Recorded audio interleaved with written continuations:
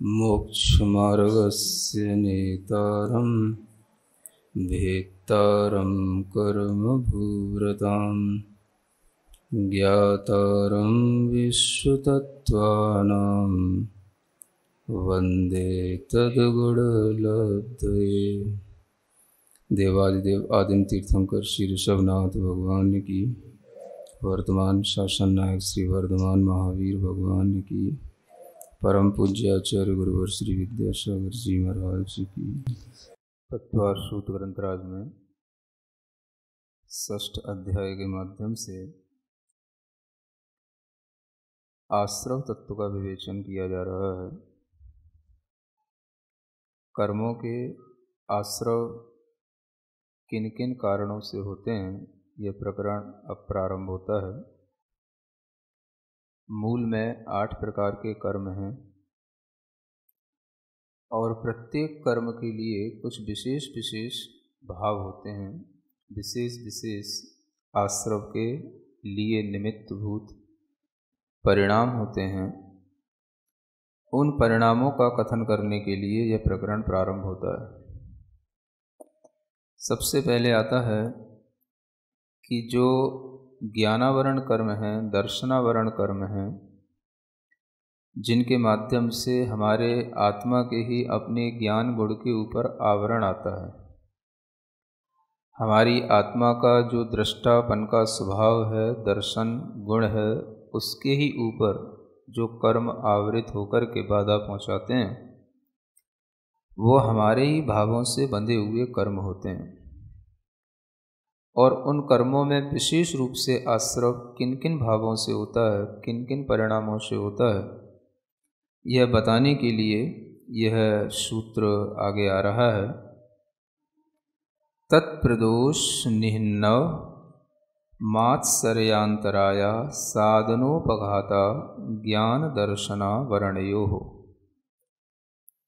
ज्ञानावरण और दर्शनावरण, इन दोनों ही कर्मों के आश्रव के लिए ये कारण बताए गए हैं। सबसे पहले इसमें कारण बताया है प्रदोष भाव। प्रदोष का मतलब होता है द्वेष भाव। जब कोई व्यक्ति सम्यक ज्ञान की बात कर रहा हो तो उस समय पर भी हमारे मन में उसको देख करके द्वेष भाव उत्पन्न हो सकता है, क्योंकि द्वेष भाव हमारा भाव है। ज्ञान देना, ज्ञान की बात करना, ये उसका भाव है। हम अपनी आदत के अनुसार किसी भी व्यक्ति की प्रशंसा होते हुए देख करके, किसी भी व्यक्ति की बढ़ती हुई देख करके हम उससे द्वेष रख सकते हैं, क्योंकि द्वेष हमारे अंदर उत्पन्न होने वाला एक सहज परिणाम है।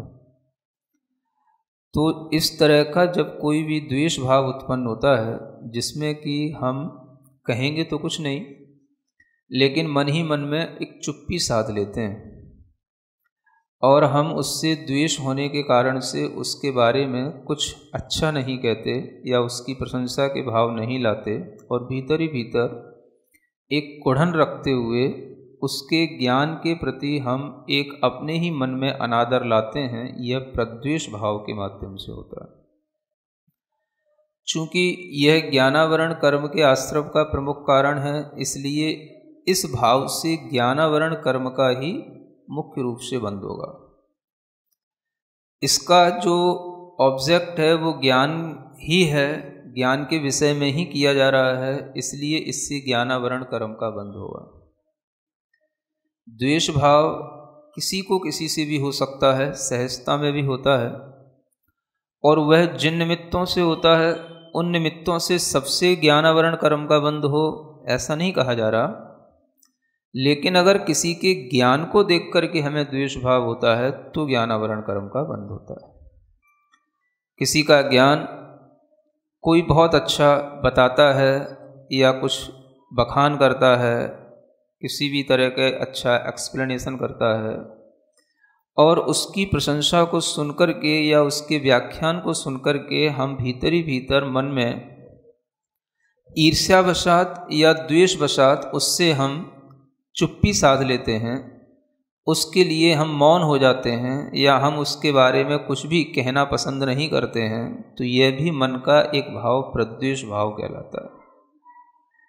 आप देखेंगे अधिकतर व्यक्ति जब किसी के प्रति ईर्ष्यालु होते हैं, घृणा भाव में होते हैं, तो वह किसी की प्रशंसा सुनकर के या किसी की अच्छी बात सुनकर के मौन हो जाते हैं, क्योंकि एक सभ्यता के नाते उन्हें कुछ कहना तो उचित नहीं लगता, तो वो मौन साध लेते हैं, लेकिन भीतर से उनके मन में उनके प्रति द्वेष भाव रहता है। तो इस तरह का भी कोई जो चुप्पी साधने का, मौन भाव धारण करने का भाव आता है, ये ज्ञानावरण कर्म के बंध का कारण होता है। यह हर उस व्यक्ति को समझने और ध्यान रखने योग्य है जो ज्ञान के साथ कर रहा है, ज्ञान का आचरण कर रहा है या ज्ञान का अर्जन कर रहा है, वह चाहे लौकिक क्षेत्र में हो चाहे अलौकिक क्षेत्र में हो। लौकिक क्षेत्र में भी स्कूलों में, कॉलेजों में स्टूडेंट्स के अंदर यह प्रवृत्ति मिलेगी, और जो अलौकिक क्षेत्र में भी शास्त्रों का व्याख्यान करते हैं, ज्ञान का प्रकाशन करते हैं, किसी भी तरह से अपने सम्यक ज्ञान के माध्यम से लोगों को ज्ञान देते हैं, उनके प्रति भी लोग विद्वेष भाव धारण कर सकते हैं। और इसी कारण से यह ज्ञान का क्षेत्र लौकिक और अलौकिक दोनों रूपों में व्यापकता के साथ में चलता है। और ज्ञान के साथ यदि इस तरह का प्रद्वेष भाव आता है तो उसे आचार्य कहते हैं कि यह मुख्य रूप से उस व्यक्ति के लिए ज्ञानावरण कर्म के बंध का कारण बन रहा है।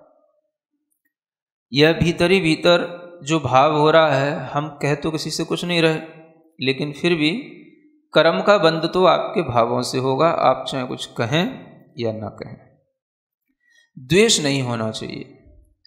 एक सामान्यतः अगर कोई अच्छा कर रहा है, सम्यक ज्ञान की बात है, तो हमारे अंदर भीतर से अच्छा भाव आना चाहिए, प्रशंसा का भाव होना चाहिए। चलो कोई बात नहीं, किसी ना किसी तरह से जिन शासन की प्रभावना हो रही है, इस तरह का भाव आना तो एक अच्छा भाव है। और अगर हमारे भीतर उसके प्रति कोई भी द्वेष का भाव आता है तो वह ज्ञानावरण कर्म को बंद करा देता है। अब जिनको इससे डर लगे वो अपने को उस भाव से बचा पाते हैं।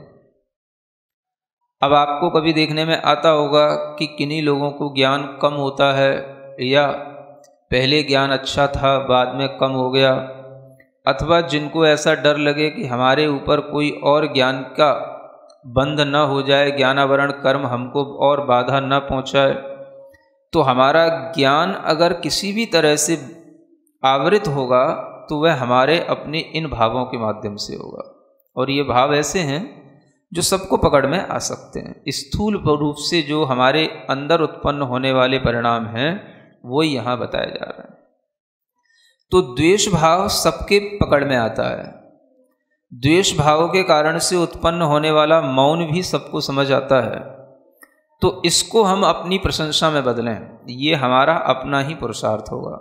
अन्यथा यह ज्ञानावरण कर्म का बंध हमारे लिए जो आज हमारे पास ज्ञान है उसमें भी भविष्य में कमी लाएगा, और इस कर्म के फल से फिर हमें इस तरह के ज्ञान की प्राप्ति नहीं होगी जिसको देख करके कि हम ईर्ष्यालु हो रहे हैं, या जिसको देख करके कि हम द्वेष भाव कर रहे हैं। तो ये बहुत अच्छा प्रकरण है उन सब लोगों के लिए जो अपने ज्ञान को बनाए रखना चाहते हैं।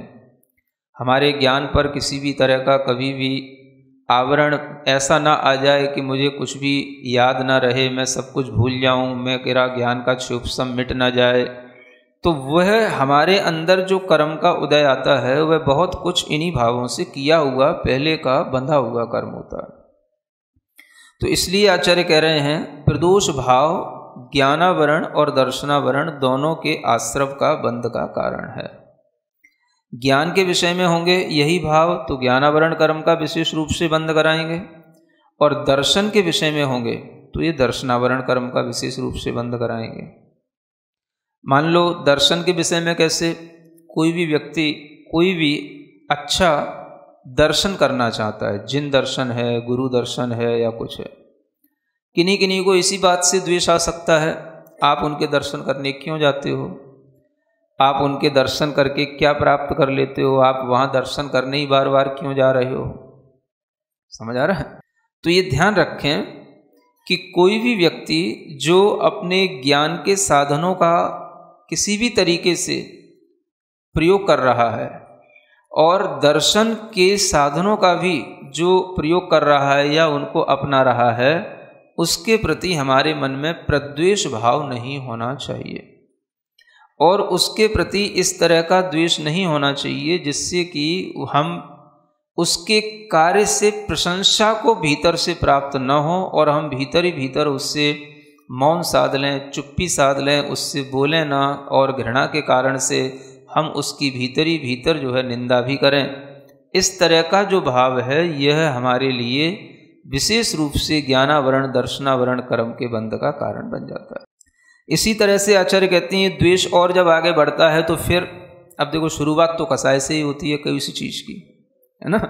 अब वो कसाय बढ़ती हुई कैसे आगे आगे जा सकती है?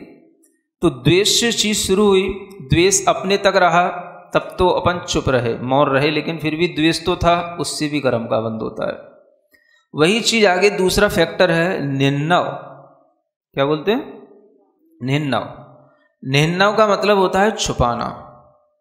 छुपाने का सेंस यह है कि जैसे आपके पास में ज्ञान है और आप उस बारे में जानते हैं, लेकिन आपसे कोई जब दूसरा पूछता है तो आप इसलिए नहीं बताते हैं कि इसको भी बता देने से यह जो है इसके लिए यह ज्ञान हो जाएगा और इसको भी जब ये ज्ञान हो जाएगा तो फिर जो है हमारे लिए उसकी कोई उपयोगिता नहीं होगी। इस भावना के साथ मना कर देना या छिपाना या नहीं बताना ताकि इसको वह ज्ञान की प्राप्ति न हो जाए और वह भी वैसा ही न करे जैसा मैं कर रहा हूं, तो ये कहलाता है निन्नव। तो ज्ञान में सब चीजें आ जाती हैं, ज्ञान के साधन, ज्ञान को प्रदान करने वाले गुरु, किसी का भी ज्ञान जिन शास्त्रों से प्राप्त होता है वो, अगर कोई भी चीज हमारे लिए इस तरह से छिपाने में आती है तो वह भी उस निन्नव भाव में आ जाती है। जहां हमारा स्वार्थ छिपा होता है वह हम सब तरह से ज्ञान का निहन्नव कर लेते हैं। समझ आ रहा है? इस निहन्नव को इस रूप में लगाना, ज्यादातर लोग सिर्फ कॉपी किताब और उसी तक समझते हैं। निहन्नव का मतलब है या गुरु का नाम छिपाना, बस इसका अपनी प्रैक्टिकल लाइफ में इतना उपयोग है कि इसी निहन्नव के कारण से हम सामने वाले को नहीं बताते कि ये अभक्ष पदार्थ है, इसको नहीं खाना चाहिए, क्योंकि उन्हें पता होता है कि अगर हम मना करेंगे तो ये चीज़ घर में आना बंद हो जाएगी या ये नहीं खाएगा तो हम भी नहीं खा पाएंगे।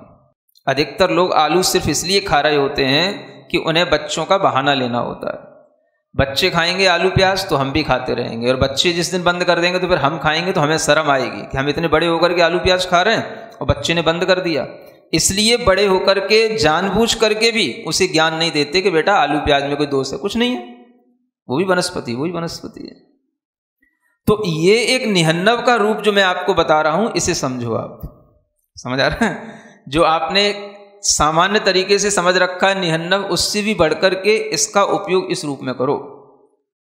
तो ये निहन्नव अगर रुकेगा तभी जो है हमारे अंदर ज्ञानावरण कर्म का बंध रुकेगा। हम अपने ज्ञान को उपयोग में नहीं ला रहे हैं, हम उस ज्ञान का ही जो है आवरण डाल करके उसका बंद कर रहे हैं, छुपा करके। इस तरह से छुपाने का नाम निहन्नव कहलाता है। तो ये निहन्नव उस प्रदोष से भी बढ़ करके फिर एक आ जाता है मात्सर्य भाव। कौन सा? मात्सर्य माने होता है, इसमें आ जाता है ईर्ष्या भाव। समझ आ रहा है? जिसके माध्यम से हम ये उसके प्रति भाव रखने लग जाते हैं कि अगर मैंने इसको ज्ञान दे दिया तो ये भी हमारे जैसा ज्ञानी हो जाएगा, तो फिर हमें पूछेगा कौन? समझ आ रहा है? जो लोग अभी हमसे पूछ रहे हैं वो फिर इसी से पूछने लगेंगे तो फिर हमारी कीमत कैसे होगी? ये मात्सर्य भाव के कारण से भी ज्ञानावरण कर्म का बंध होता है ना, जिसे भीतर से कह सकते हैं आप जेलसी का परिणाम। और जब ये बढ़ जाता है तो फिर आगे आता है अंतराय। ये सब बढ़ रहा है। प्रदोष था पहले, चुपचाप भीतर ही भीतर चल रहा था, निहन्नव हुआ, थोड़ा सा बोल दिया हमें नहीं मालूम, हम नहीं जानते, यहां तक रहा। फिर जो है उससे भी बढ़कर के मात्सर्य आ गया, तो हम जानते हुए भी उसको बता नहीं रहे हैं। फिर उससे भी बढ़कर के और ज़्यादा तीव्र कषाय बढ़ गई या भाव और बढ़ गया, तो वो अंतराय के रूप में बदल गया। अंतराय माने अब इसके काम में विघ्न डालना। कौन से काम में?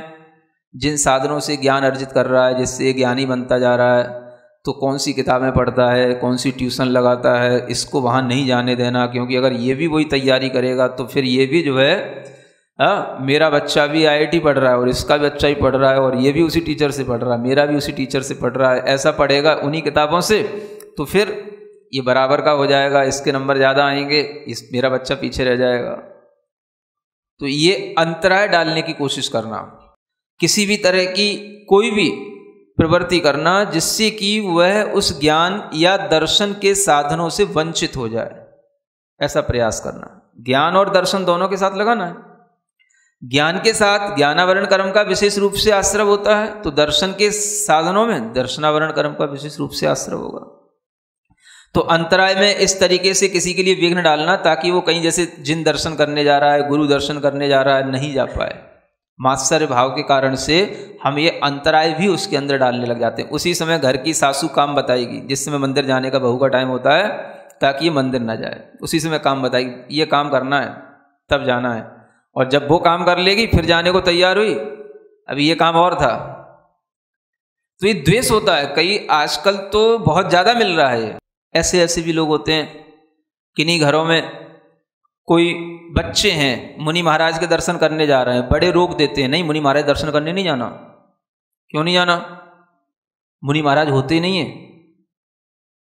अब उन्हें नहीं जाना तो बच्चों को भी रोक देना, बहुओं को रोक देना, समझ आ रहा है? उन्हीं को नियम दिला देते हैं, नहीं मुनि महाराज दर्शन करने नहीं जाना, वहाँ स्वाध्याय में नहीं जाना, मेरे पास बैठा करो, मैं सिखाऊंगा, मेरे पास बैठो, मैं बताऊंगा। रोक दिया, ये क्या हुआ? ये दर्शनावरणी कर्म का बंद हो रहा है। आपको भविष्य में कभी मुनि महाराज के दर्शन मिलकर के भी नहीं मिलेंगे। सम्यक ज्ञान, सम्यक दर्शन के भावों के प्रति रोकना है, यह भी ज्ञानावरण दर्शनावरण कर्म के बंद का कारण है। ये अंतराय डालना, विघ्न उपस्थित करना। और फिर एक और भाव आगे, इसी से आगे बढ़ जाता है तो आसाधना हो जाती है। आसाधना में क्या होगा? आसाधना में हम सामने वाला अगर कोई अच्छा ज्ञान दे रहा है, हितकारी ज्ञान दे रहा है, और उसके प्रति हम जान भी रहे हैं कि इसका ज्ञान सम्यक ज्ञान है, लेकिन हम अपनी कसाई के कारण से उसके वचनों, उसके लिए अपने वचन से, अपनी काय से उसकी हम आसाधना करेंगे, है ना? कैसे करेंगे? वचन से तो हम बोल देंगे कुछ नहीं जानता है, बेवजह की बातें करता रहता है, लेकिन फिर भी जो है बहुत ज्यादा लोगों को अपने मोह में बांध रखा है। ये बोल दिया हमने, ये क्या हो गया? ये उसकी हमने ज्ञान की आसाधना कर दी। ऐसे कुछ ज्ञानी यानी नहीं होते हैं, सब देखा है मैंने। ये क्या हो गया? ये उसके ज्ञान की आसाधना कर दी, ऐसे वचन बोल करके। अथवा काय से भी आसाधना होती है। कोई अच्छा धर्म का, सम्यक ज्ञान का भाव दे रहा था, और हमने जो है, कोई दो लोग बैठे थे और हमने अपना मुंह इस तरीके से बनाया कि सामने वाले को ऐसा लगा कि ये जो है कुछ नहीं है। बना लेते हो ना ऐसा मुंह, हमें बनाने की जरूरत तो नहीं ऐसा नहीं बनाया था। जैसे कोई चार लोग बैठे हैं और एक दूसरे को देखते रहते हैं, और एक सामने वाला बखान कर रहा है, एक सामने वाले ने मुंह बनाया, अरे हाँ सब देखे, पता है सब सुना है, ऐसा मुंह बनाया, तो ये क्या हो गई? ये काय से आसाधना हो गई। जो हम देखते हैं, बच्चों का मानसिक विकास नहीं हो रहा है किसी के, है ना? समय के अनुसार बच्चों में जो ज्ञान आना चाहिए वो नहीं होता, तो वो भी उनके इस तरह के ज्ञानावरण कर्म के बंध के कारण से होता है। जो ऐसे बच्चे आपको देखने को मिलते हैं ना बचपन से या बड़े होकर के भी, तो वह इन्हीं कर्मों के फल से होता है। तो ये बहुत अच्छे प्रसंग हैं, इन्हें हर व्यक्ति को समझना चाहिए और इस पर जो है अपने मन के भावों पर अंकुश लगाने का पूरा प्रयास करना चाहिए, ताकि हम ऐसे कर्मों के बंध से अपने आप को बचा पाएं। और अंत में एक आता है उपघात। उपघात का मतलब होता है कि अब तो हमने उसके ज्ञान को घात करने का ही भाव बना लिया है ना, कि इसका ज्ञान मिट ही जाए। इस तरीके का या तो हमने भाव किया, या हमने मुंह से बोल दिया, या मन में हम सोचते रहे कि ये कब मिटेगा, इसका ज्ञान कब जो है नष्ट होएगा, या कब इसके लिए ये सब चीज़ें जो नष्ट होंगी, ताकि इसका ऐसा जो है हमारे सामने बोलना या इसका ज्ञान देना हमारे सामने से रुक पाए। ये क्या हो गया? ये उपघात हो गया, ये और ज़्यादा आगे बढ़ गया। मतलब कि आसाधना में तो वचन से काय से रहा, और उपघात में मन से उसने जो है उस तरीके का भाव कर लिया कि इसका ज्ञान ही नष्ट हो जाए, ये बिल्कुल जो है अज्ञानी हो जाए। जैसे हम कभी कभी गुस्से में बोल देते हैं तेरा सत्यानाश हो जाए, है ना, तो उसी तरीके से कि इसका ज्ञान ही पूरा नष्ट हो जाए, ऐसा भाव करना, ताकि जो है इसके ज्ञान के कारण से जो मुझे पीड़ा हो रही है वो ना हो। तो ये भी एक बड़ी चीज है कि ज्ञानियों के ज्ञान से भी लोगों को पीड़ा होती है, समझ आ रहा है। और लोग ज्ञानियों के ज्ञान का भी घात भी करने का भाव रखते हैं, तभी उनके लिए इस तरह से भाव यहाँ लिखे गए हैं, जिससे ऐसे कर्मों के आश्रव और बंध भी होते हैं, है ना। तो ये बहुत अच्छे सूत्र हैं जिन्हें हमें ध्यान में रखना है। एक सूत्र फिर और आगे पढ़ते हैं, जो असाता वेदनी कर्म के बंध के लिए कारण बताया जा रहा है। दुख शोक तापाक्रंदन वध परिदेवनान्यात्म परो भयस्थानान्य सद्वेद्यस्य असद्वेद्यस्य। असाता वेदनी कर्म के उदय के आश्रव के लिए ये भाव कारण है। सबसे पहले लिखा है दुख। दुख का मतलब होता है जिससे कि हमारे भीतर एक पीड़ा बनी रहे, पीड़ा का परिणाम। अब पीड़ा है किस कारण से है? कभी कभी तो कारण पता होता है इस कारण से, और कभी कभी पता भी नहीं होता, लेकिन फिर भी पीड़ा है। कहाँ? सिर में नहीं, मन में। समझ आ रहा है? सिर की पीड़ा तो फिर भी किसी कारण से होगी, लेकिन मन में पीड़ा है, मन में अच्छा नहीं है, मन में दुख का भाव है। ये दुख का भाव आपके अंदर असाता वेदनी कर्म का बंद करा रहा है, आश्रव करा रहा है, इसे रोको। समझ आ रहा है ना? है? हाँ, जस्ट स्टॉप। मतलब ये थेरेपी आपको खुद अपने अंदर करनी है। अगर आप किसी भी चीज को लेकर के भीतर से परेशान होते हैं, दुखी होते हैं, उस समय आप ये महसूस करें कि ये हम अपने लिए आगे और दुख बो रहे हैं, क्योंकि जो अभी हम असता वेदनी कर्म का आश्रव कर रहे हैं, ये आगे फिर हमें दुख देने वाला है, इसका फल मिलेगा। तो दुख का भाव, पीड़ा का भाव कुछ सकारण भी होता है, और कभी कभी केवल कुछ नहीं भी है तो भी कुछ अपने अनुकूल नहीं हुआ, या कुछ भी जो है बाहरी वातावरण अपने विपरीत थोड़ा सा हुआ, या कुछ थोड़ी देर के लिए कोई कुछ अकस्मात कोई आपत्ति आ गई, या कोई कुछ कह गया, और हम जो है बहुत देर तक दुख के परिणाम में बने रहे। ये कहलाता है दुख का भाव असाता वेदनी का आश्रव करा रहा है। सुन रहे हो? अब इससे कौन बचाए? कभी कभी तो आदमी अपना दुख कह देता है जब ज्यादा हो जाता है, लेकिन कभी कभी तो कहता भी नहीं है, भीतर भीतर बना रहता है। सुखी भी दिखता नहीं है, और दुख का मतलब क्या है या दुख का कारण क्या है वो भी बता नहीं पाता है। तो वो व्यक्ति के अंदर उस दुख का जो कारण है, वो उसके अंदर खुद उसी के कर्म का अपना उदय भी है, और उसी के माध्यम से पुनः उसको बंध का वो कारण भी बन रहा है। अब अगर वो समझदार हो तो वो समझदारी से काम ले सके कि हमें बेवजह दुखी होने की कोई जरूरत नहीं है, और अपने परिणाम अपने विचारों से चलते हैं। हम अपने विचारों को बदलें, हम अपने आप को थोड़ा सा परिवर्तित करें।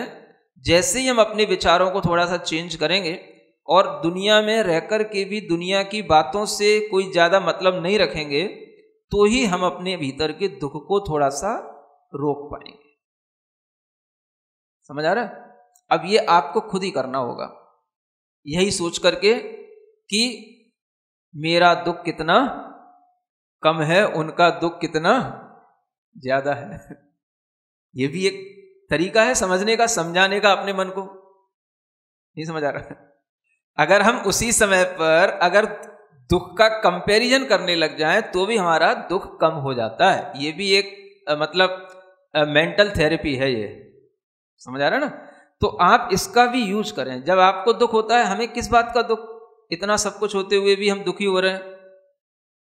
हमें अपनी किसी भी तरह की कोई भी चीज का अगर दुख हो रहा है तो हम ये समझें कि ये सब चीजें हमारे लिए अनित्य हैं और हमसे भी ज्यादा दुखी दुनिया में दूसरे लोग हैं। हम अपने आप को दुखी करके क्यों असाता वेदनी कर्म का आश्रव करें? जो कर्म के उदय में होना है हो जाएगा, हम खुश हैं। इसके अलावा कोई तरीका नहीं है भीतर से इस आश्रव को रोकने का, है ना? और जो तरीका है वो अगले सूत्र में आएगा कि क्या आपको और करना है। अच्छा, ठीक है। तो दुख भी होता है, शोक भी होता है। शोक माने कोई अपना इष्ट था, मतलब अपना क्लोज रिलेटिव था, या कोई अच्छा फास्ट फ्रेंड था, या कोई अपने लिए बहुत ही मन को अच्छे लगने वाली कोई भी चीज थी वो अपने से चली गई, है ना? या अपने से उसका जो है किसी भी तरीके से वियोग हो गया, अभाव हो गया, तो उस समय पर एक शोक पैदा हो जाता है। कोई अपने साथ पहले रहा, अब छोड़ के चला गया, तो क्या हो गया? अब उसके प्रति एक जो भीतर ही भीतर शोक का भाव रहेगा। वो कह नहीं पाएगा लेकिन शोक रहेगा। समझ आ रहा है ना? ये शोक भी क्या करेगा? ये उस दुख से बढ़कर के है, थोड़ा सा है, जो सामान्य दुख है उससे बढ़कर के है। ये भी और ज्यादा असाता वेदनी कर्म का आश्रम कराएगा। ऐसा होता है, हा? घर में अगर 2 दिन के लिए भी कोई रिश्तेदार आ जाता है और अगर ज़्यादा प्रिय होता है और फिर चला जाता है तो थोड़ा देर, 1 घंटे या 1 दिन तो आपका शोक में भी जाता है? बेटी आती है, बहू आती है, चली जाती है, कहीं हमेशा के लिए छोड़ के चली गई तो फिर हमेशा के लिए शोक हो जाता है। समझ आ रहा है ना? शोक के ये तरीके, जो अपना इष्ट है वो अपने से चला गया, दूर हो गया, तो वो शोक भाव हमारे लिए दुख पैदा कर रहा है। अरे अभी तो आप संसार की बातें करो है ना? तो ऐसा भी शोक होता है। अब किसी का कोई पुत्र था, कुछ था, समझ आ रहा है, कोई एक्सीडेंट हो गया, कुछ हो गया, तो ये सब भी जो है उसके लंबे समय के लिए शोक का कारण बन जाता है। तो इसमें बचाना पड़ता है। अगर हम लंबे समय तक उसी शोक में पड़े रहेंगे तो वो हमारे लिए लंबे समय तक असाता वेदनी कर्म का आश्रव कराता रहेगा। माने हमें दुख आगे मिलने वाला है, इससे हम सुखी नहीं होंगे, इससे हम और ज्यादा दुखी हो करके हम और ज्यादा रोगी हो जाएंगे। खुद अपने आप को खुद हम जो है दुख में डाल रहे हैं। तो इस तरह का ये शोक भाव भी असाता वेदनी का। फिर ताप भाव होता है। ताप का मतलब होता है कि जैसे किसी ने कुछ आपसे कह दिया, ये बड़ा भाव है। और कुछ ना कुछ तो कोई कह ही देता है। सबके पास मुंह है और अपने पास कान है समझ आ रहा है ना? तो उसका मुंह तो उसके पास है, उसकी जबान उसके पास है, हम किसी के मुंह पे उंगली तो रख नहीं सकते। तो कोई कुछ भी कह दिया और अपने को भीतर से एकदम से क्या हो गया? हाँ, मन का टेम्परेचर बढ़ गया। ताप, ताप माने भीतर से जो है एक आग सी लग गई, परेशानी सी पैदा हो गई। अब जो है वो ताप जब तक चलेगा तब तक असाता वेदनी का आश्रम चल रहा है। अब क्या करें? कुछ कर भी नहीं सकोगे। कभी कभी तो ऐसा भी हो जाता है कि एकदम से ठंडा भी नहीं होता अगर किसी ने कोई मान लो थोड़ा सा कोई अपमानजनक बात कह दी तब तो और ज्यादा वो दुखी कर जाता है। अगर किसी ने कोई अपनी कहीं इंसल्ट कर दी या कोई अपने बारे में कहीं किसी कोई गलत मैसेज कर दिया, किसी तरीके का अपवाद कर दिया तो और ज्यादा वो लंबा ताप हो जाता है। समझ आ रहा है? नींद तक उड़ जाती है। तो ये ताप के कारण से ही नींद उड़ जाती है। नींद नहीं आएगी आपको, इतनी असाता के कारण से नींद नहीं आएगी। नींद में भी साता चाहिए पड़ती है सिद्धांततः। समझ आ रहा है? तो असाता वेदनी का उदय ज्यादा होगा तो आपको नींद नहीं आएगी। तो ये ताप इस तरीके से बढ़ जाता है। और फिर जब ये और जब रह ना पाए भीतर तो आक्रंदन का रूप ले लेता है। आक्रंदन माने अब हम जो है थोड़ा सा रोना चिल्लाना भी शुरू कर देते हैं, है ना? तो ये आक्रंदन का भाव आ जाता है, रोने का भाव। अब हम दुखी हो रहे हैं, आंसू झलका रहे हैं, बार बार कोई कुछ पूछता है, एकदम से फपक जाते हैं, मतलब रो पड़ते हैं और फिर जो है पूरी कहानी उसको सुना डालते हैं। समझ आ रहा है? फिर दूसरा आया, उसको भी पूरी कहानी सुना डाली रो रो करके। तो ऐसे ही करते करते लोग अपना टाइम निकालते हैं। ये भी क्या है, कोई तुम्हारे दुख को क्या रोक लेगा, सब आएंगे, सब देखेंगे, सब सुनेंगे, सब इठला के चले जाएंगे। समझ आ रहा है? कोई किसी के दुख को नहीं रोक सकता, आप ही अपने दुख को रोक सकते हो। ये आपको ये सूत्र बता रहे हैं। हा? तो आक्रंदन का भाव भी जो है क्या करता है, क्या करता है, रोना, है ना, आंखों में आंसू आ जाना, बार बार जो है आंखें बिल्कुल झलक आना। कुछ के तो आंखों पे रखे ही रहते हैं, भगवान जाने कितने ज्यादा है। नहीं समझ आया? कईयों की तो आंखों पे रखे ही रहते हैं, कुछ भी उनसे कुछ कहा नहीं कि झलके नहीं कि ढुरे नहीं। समझ आ रहा है ना? तो ऐसे जो लोग ज्यादा इमोशनल होते हैं, ये ज्यादा भीतर से दुखी भी हो जाते हैं। एक बहुत अच्छा कवि रहीम का एक दोहा था, प्रासंगिक है। रहीमन निज मन की व्यथा, मन ही राखो गोए। सुन इठले लोग सब, बांट ना ले है कोई। कितनी अच्छी बात है, वो इसी के लिए तो है। व्यथा तो सबके मन में होती है, दुख सबके मन में होता है, लेकिन अगर आप उसे रो करके दूसरे को बता रहे हैं तो कौन तुम्हारे दुख को बांटने आ रहा है? सब सुन करके चले जाएंगे, हाँ हाँ हाँ हाँ ऐसे करके निकल जाएंगे, क्या होने वाला है?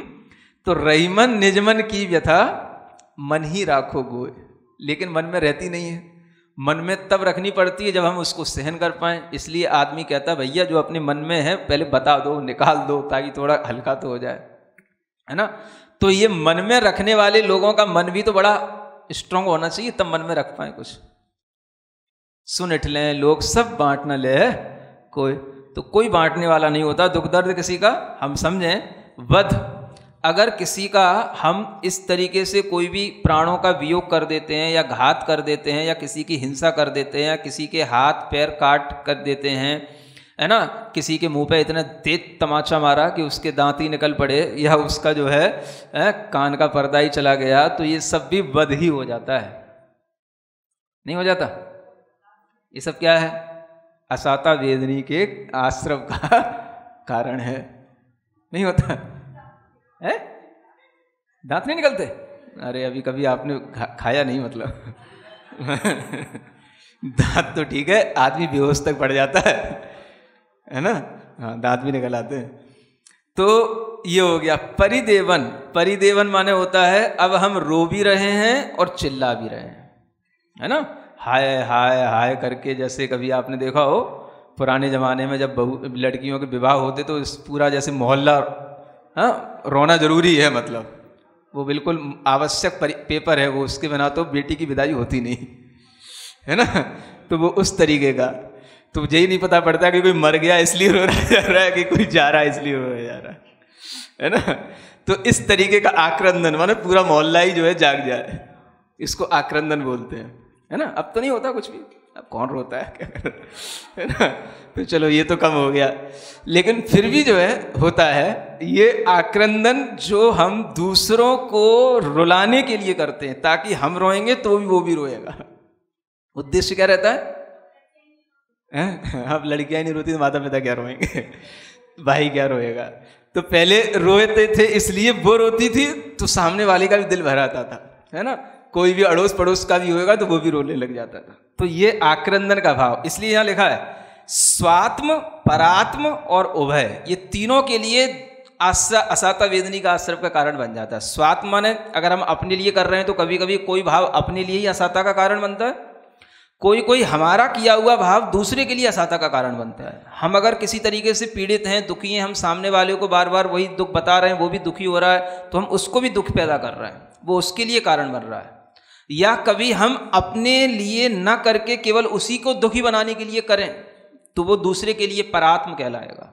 और कभी कभी स्व और पर दोनों के लिए होता है तो वो उभय रूप कहलाता है। इसलिए यहाँ लिखा है स्वात्म, परात्म और उभयात्म, ये तीनों प्रकार से जो है असाता वेदनी कर्म का आश्रव और बंध इस तरह से होता है। और जो इस तरह से कर रहा होता है तो वो या तो अपने लिए या दूसरे के लिए या दोनों के लिए करता है। इसलिए आप देखेंगे कि इन भावों से तीनों प्रकार की परिणतियां बनती हैं। दुख या तो केवल अपने तक रहेगा, या दूसरे तक दुखी करने के लिए हम करेंगे, या दोनों भी उससे दुखी हो जाएंगे। तो इस तरह से ये असाता वेदनी के आश्रव का स्वरूप बताया, आगे का बाद में बताया जाएगा।